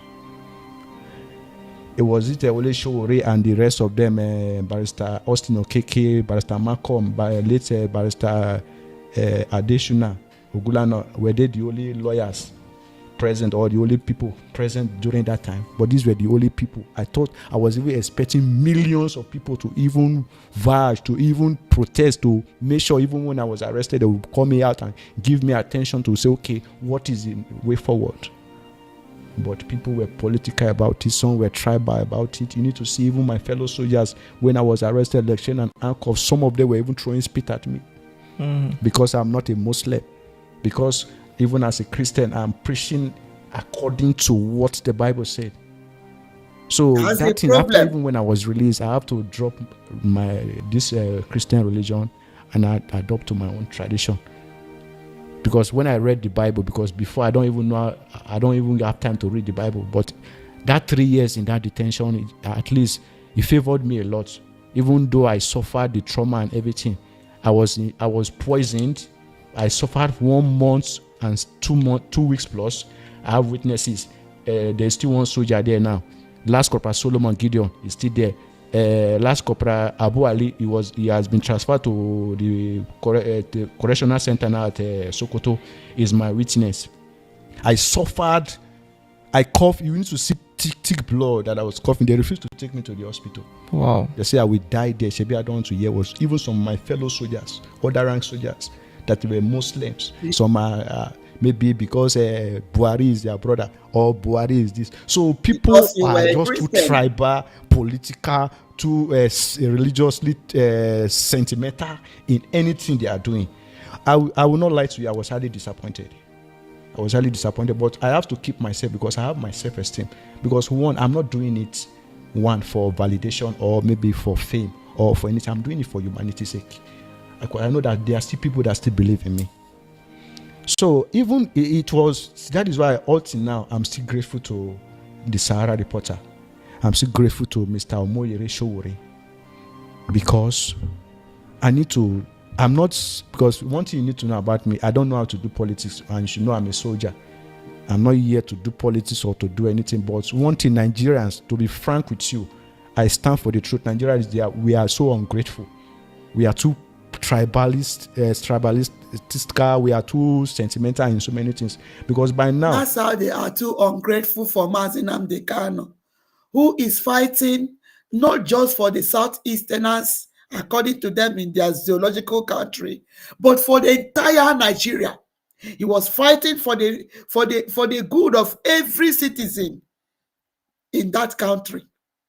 And when it was not coming forth, he started asking for the peace of his people. That is just it. No, they are ungrateful. And the same people that are attacking Mazi Nnamdi Kanu, just like the stupid lawyer there, that say that he don't know why should the court be closed. Oh yeah, now Mazi Nnamdi Kanu shut down the whole of Abuja. Showore, you should calculate since from his youth age, since from his secondary school. I'm not saying this because he employed a lawyer for me. They should go and verify. Me and Showore, we even have issues. It's very recently that we reconciled. Because he was the one that employed Barrister Tokpe for me, and he wanted me to bow to follow according to Barrister Tokpe. But I sacked Tokpe because Tokpe was compromised. I employed another lawyer, one Barrister Julius Agbeshi. Julius Agbeshi compromised to the extent in court, openly in court, I was charged with 40 count charges. Barrister Julius Agbeshi that took over my case openly in court said he's not conversant with military laws, because the prosecutor was angry that why he should trash my petition that I wrote. I give to Tokpe. Tokpe refused to submit the petition. Barrister Julius refused to submit the petition because the petition will indict the prosecutor, it will indict most of all the officers, even the court president, because they are complicit enough that the court martial is now a business in the military. Every court martial sitting, they will pay up to like 6 to 7 million naira for each court martial sitting. Imagine. For our feeding, for our transportation, to transport all the inmates, all the court martial members. All the court martial members, some of them are entitled to like 200,000, 300,000 naira for each court martial scene, but they will not even give all the other rank soldiers. The officers will be the ones to share it by themselves. Imagine. These are petitions that they tore all the petitions in the prison, in the guard room. Tokbe was one that took the legal system, the army prosecutor then, Major A. Goni. Tokbe, one, due to security reasons, I will not even care. I will not maybe dispute of that fact that the army were the one that lodged hotel for Tokbe. Army were the one. The prosecutor was the one bringing Tokbe to the court martial with his car. So people need to understand. I explained all these things to Mr. Showore. Showore wants me to still follow what Tokbe is doing. I should just play along. Say then after the case they can appeal. Then I asked Showore a question. I said, will you say because it is actionable for a man to sleep with my daughter, to rape my daughter, then I should allow the man to rape my daughter, so that after he have raped my daughter, then I will take the man to court when I have the opportunity to fight to defend my daughter. But Showore, on the other hand, he wants me to be freed. He cares about my health. He cares about my own. But me, I'm a soldier. He's a civilian. He will not understand. I was prepared for this. So I have no option than to tell him that, sir, see, if you don't understand me, then you need to just leave me for now.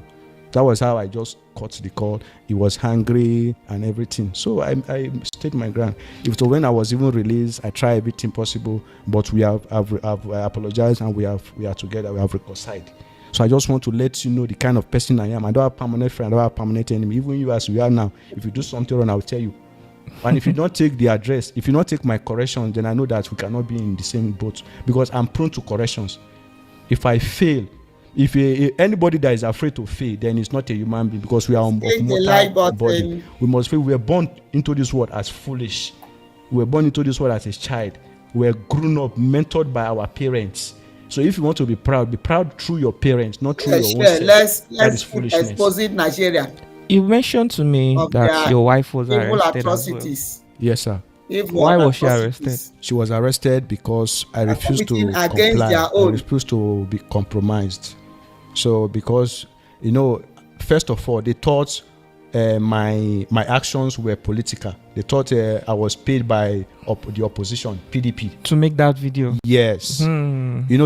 Thief now they always suspect thief. Winch they suspect winch. So even after all the torture that they gave to you, you still insisted that you made that video because of your own personal experience. Yes. You wanted to create change, but they didn't believe that. They knew, but they thought I was ordinary. They thought they are fighting me, but they don't know they are fighting our ancestors.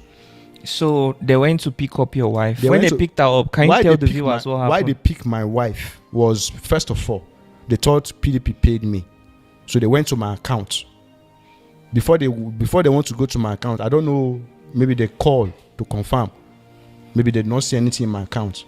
So they were making the arrangement. Your bank account? Yes, they were making the arrangement for me to go to the account. At that time, they have already arrested my wife for like 4 good days. And I was so very cooperating with them. Even in the court, the army has even attested to it that all the interrogation, I was so compliant to the extent that they are so amazed.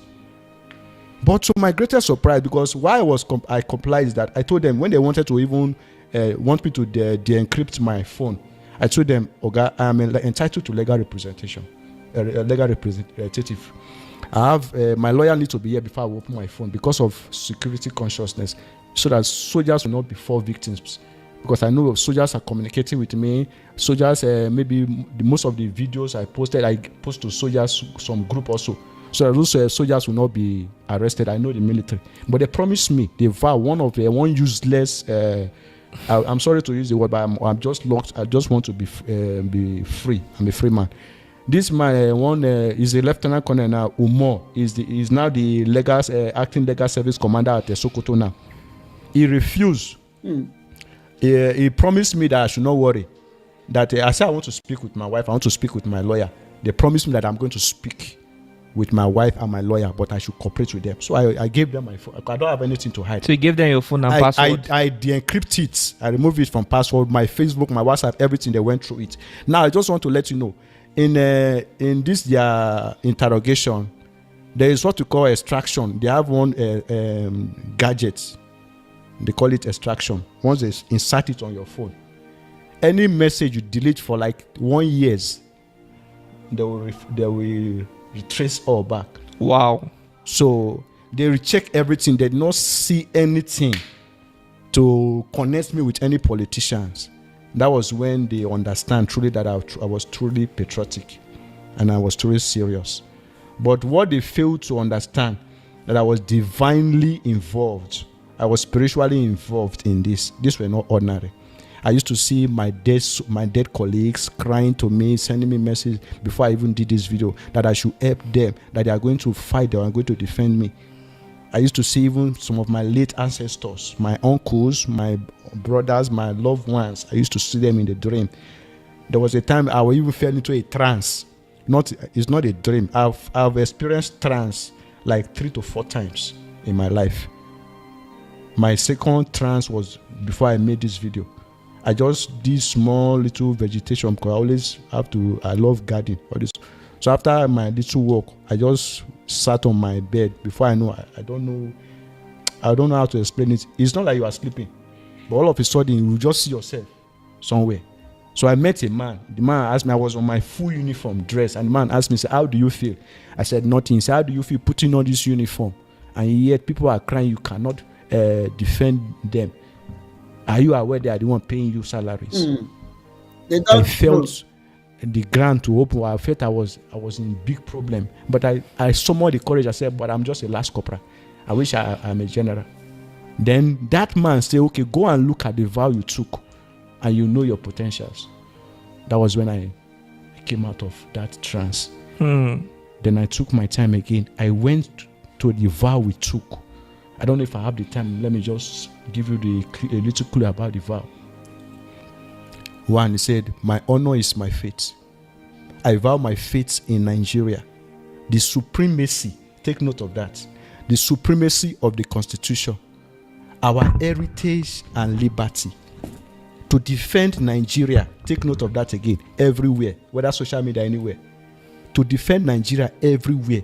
Our territory, wealth, and people. Whenever the clarions call, whatever the price or odd, take note of that. That is a scale of percentage of any oppression. Whatever the price or odd, my faith is one and ever. Not to Nigerian army, not to Buratai, not to Tinubu, not to Buhari, not to my mother or my father, but to the Federal Republic of Nigeria. So tell me, where is my offense? I was maliciously charged with 14 count charges.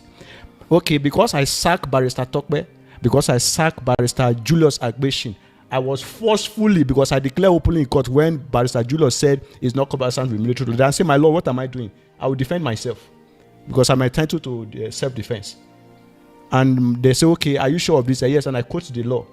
The 1999 Constitution, that was section 36, subsection subsection 6 of the 1999 Constitution, give me the right to self-defense or any lawyer of my choice. And they say, okay, I should put it in writing. I put it in writing. After that day, they took me out of the court. They brought another day again. They brought me that the army have provided lawyer for me. I said, I'm not interested in army lawyer. I want to defend myself. Anyhow, I defend myself. If people want to kill me, if you want to go and chop me, people should go and chop me. But I want to let you know that I'm a soldier. I am destined to fight my battle. Most of them will not understand that I'm divinely created. I'm a reincarnation of my ancestor. He was a soldier that was murdered in the military. And he told them that he's coming back. He was not even buried. So when they gave birth to me, I felt seriously sick. That they need to consult the oracle to know what is really this kind of sickness, because I've never seen such kind of sickness. But nobody can sleep in my family.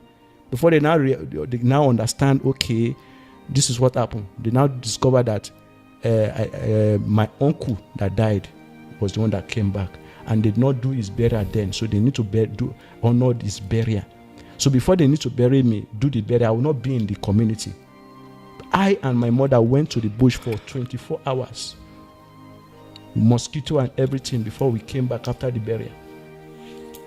So if anybody is telling me that I don't care about my life, it's not that I don't care about my life, but I know anything I'm doing, I'm concerned with my ancestors, with spiritualities, because they sees everything, they knows everything. Wow, a lot is going on in this Nigerian military. We keep seeing videos on TikTok every day from different soldiers coming out to express their disappointment in the government, their disappointment in the authority of the Nigerian military. You know, it's really sad. And then listening to this man's story, one can have an idea of what soldiers go through every day. But unfortunately, not everyone is confident to speak about it. You were arrested for 3 years and 6 months. Your wife was arrested for 4 days. How did you escape this experience, and how has life been for you ever since? Are you still serving in the military? First of all, the most important thing in life is self-esteem. You need to identify what is self-esteem and what is ego. You know, when you are very egotistical, it's dangerous. But when you have your self-esteem, that is perfect. So first of all, I'm aware that I'm divinely created. I was not born like every other people. I was born different from others. I was born inside the bathroom toilet. Okay. And I'm the first pride of my mother. Wow. My mother gave birth to 3 girls before they gave birth to me. And then my father was the only son in our family, as in my direct grandmother's child. They gave birth to about 7 sons, maybe 6 sons. All died, only my father survived. That is why my father's name is Uku, that is death. In Lingala, the complete word is Mayune Ukuno, you don't laugh death. So that is the name of my father. So you need to know how desperate they are for a male child. So my mother suffered a lot. Till my mother cried, maybe God answered her prayer and brought me to her. So I was born in the toilets, not in other places that people were born comfortably. You went into and I was the born military. with a thread. In our family, my brother is here, Mr. Ruben is you are here to Napoleon. You will expose them understand what you call a thread. their When you evil. give birth to a child, they call them Egbunu. Those are divinely child. They are gifted. They are Click the chosen like button and try to share this to program. worship their ancestors. Let But because Nigerians my know parents, they were religiously going people. viral. My mother is a staunch Roman Catholic woman. So they refused to tell me all the secrets so that I will not be worshiping my ancestors. So now I will not take over from my ancestors to worship their tradition. I want to ask you something. Okay. You know, when I saw this appearance, I was thinking these are... So... This represents activism. I think this is spiritual. We are now... Jesus Christ. These are messages. For now... You have this is a snail shell. Yes. For now, we have... this snail shell means that I don't have a house. Every house in this world is my house. Is your own. Yes. What about this cowries? The cowries means wealth. Wealth. The wealth belongs to me, but it will take time before I will get there. We have heard the mess of Nigeria. So, but here na these people, I see her Gabo, they will go. John me mere in the soldier and the police gaga. May we arrest Gara for peaceful protest.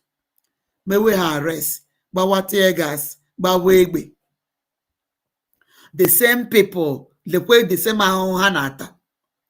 This guy, may molest because no Christian, and they want that what they are doing is jihadists. They want to Islamize the whole country. And they put talkie. Oh, yeah, shall return to Nigeria.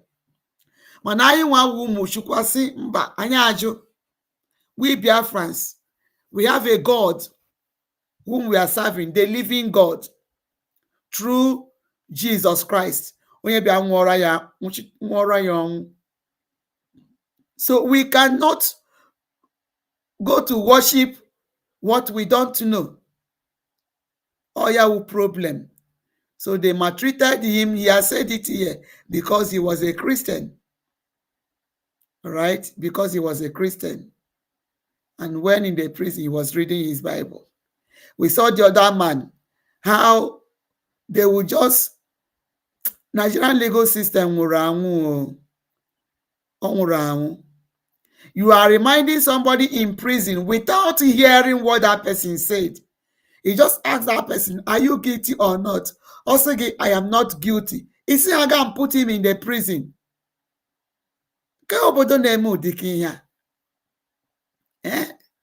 You keeping people just like that. Oh dear. So for now, at least, share for go on my side. I am now in another day. So I think we have to round it up here by playing our music because we are still in the same campaign of free Mazi Nnamdi Kanu and release everybody that they adopted as a cause of this protest. Nigeria were a nightmare, terrible nightmare. Landing more on your suffering and smiling is what is happening there. Audio. Biko no, click the like button. Click the like button. Click the like button and share, subscribe. Share this broadcast. Let it go viral as we end with this song. Okay? All right. Biafra is only asked for. Every night and day he's shouting and pointing to one direction. But his own people are blind and saying it's causing division. Tell me why someone will sacrifice his life for you and I? Tell me why out of sight has become out of our mind. He's asking for nothing and cares about nothing. Click the like button and share, please. Let's keep exposing Nigeria of their evil. Thank you for joining. Thank you for joining. Thank you for joining. Click the like button and share. Thank you for staying with me. All hail Biafra. We must get to our destination. We must get to our destination. And our destination is the land of Biafra, the land of the rising sun, the holy land.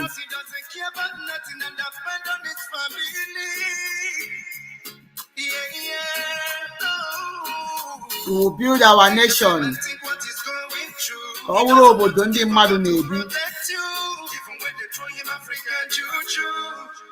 Biafra will be heaven on earth by God's special grace. That is what our leaders dreamt of.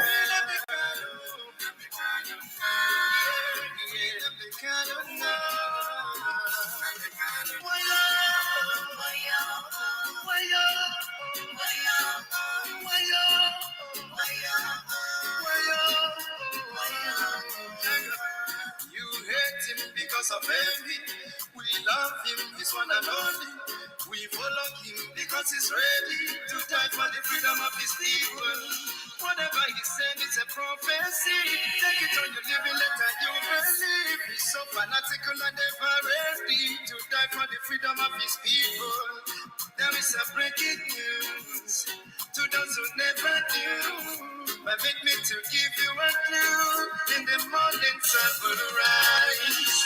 There is a breaking news to those who never knew. Permit me to give you a clue.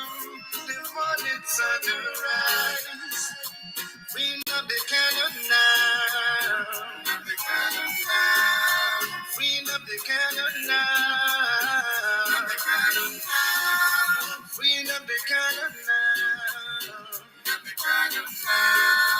Free Nnamdi Kanu now. Free Nnamdi Kanu now. Free Nnamdi Kanu now.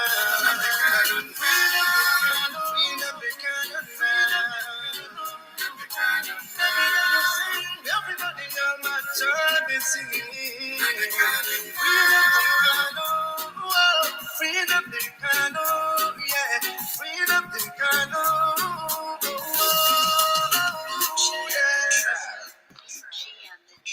Thank you, thank you, thank you. Free Mazi Nnamdi Kanu, free Mazi Nnamdi Kanu, free Mazi Nnamdi Kanu. Tech Fellow, thank you. Wisdom, thank you. Thank you. Joycey, thank you. Lekam, thank you.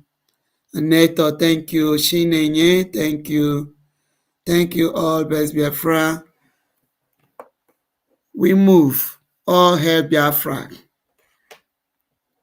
We must get our freedom. Day one. Release Mazi Nnamdi Kanu, release Mazi Simon Ekpa. More grace to our acting Prime Minister, Mazi Ogechukwu Nkeri, and all the cabinet members, all Genu Biafrans. Ebube gba onye ọwụna ume. Ndewonu. Ya mara onye ọwụna na mma o. Bye for now as we close the curtain till we meet next time. All right. Please click the like button and share and subscribe. Share. Click the like button. I'm seeing how many, but only 8 likes. Biko Nunu. Just not click the like button before we close. Thank you.